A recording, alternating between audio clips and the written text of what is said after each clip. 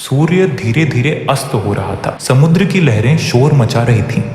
सामने लंका का विशाल किला दिखता था, पर बीच में फैला अथाह समुद्र। राम के दूत हनुमान जी गहरी सोच में खड़े थे। सबकी निगाहें उन्हीं पर थीं।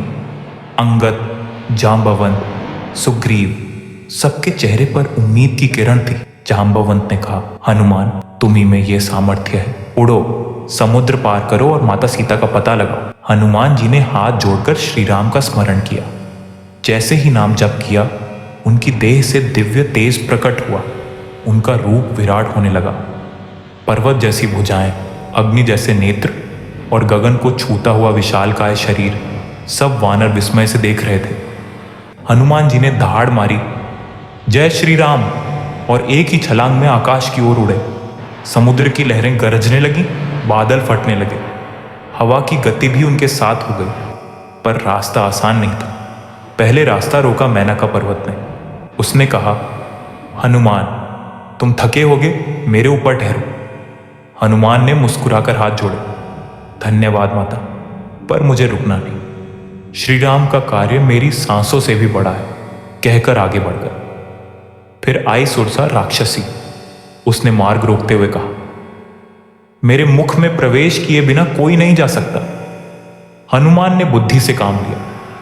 वे छोटे होकर उसके मुंह में घुसे और तुरंत बाहर निकल आए। सुरसा ने हंसते हुए आशीर्वाद दिया, विजयी भव। पर यात्रा यहीं खत्म नहीं हुई थी।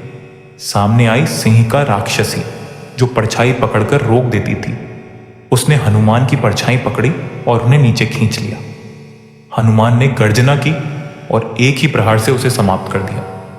आखिरकार समुद्र पार कर हनुमान लंका पहुंचे। चांदनी रात थी। स्वर्णमयी नगरी चमक रही थी। उन्होंने अपने आकार को छोटा किया और नगर में प्रवेश किया। कई महलों में खोजने के बाद अशोक वाटिका में उन्होंने सीता माता को देखा। वो शोकग्रस्त बैठी थीं, श्री राम का स्मरण कर रही थीं। राक्षसियाओं चारों ओर पहरा दे रही थीं। हनुमान जी ने मन ही मन प्रणाम किया और श्री राम की अंगूठी माता सीता को भेंट की। सीता जी की आंखों से आंसू बह निकले। अब मुझे विश्वास है कि श्री राम आएंगे। हनुमान ने वचन दिया, माता, धैर्य रखो, प्रभु श्री राम शीघ्र ही यहां पहुंचेंगे और आपको मुक्त करेंगे। सीता जी को आश्वासन देकर हनुमान जी ने लंका में शक्ति का प्रदर्शन करने का निश्चय किया। उन्होंने अशोक वाटिका उजाड़ दी, राक्षसों को पराजित किया और अंत में रावण के दरबार में पहुंचे। रावण ने उन्हें पकड़वाकर पूछताछ की।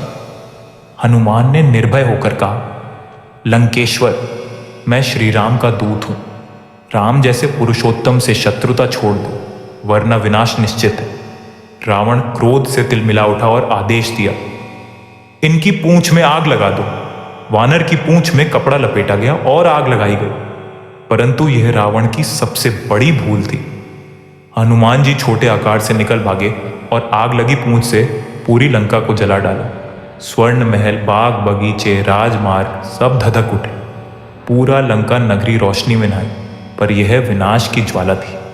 फिर हनुमान जी समुद्र पार कर वापस आए और श्री राम के चरणों में गिर पड़े।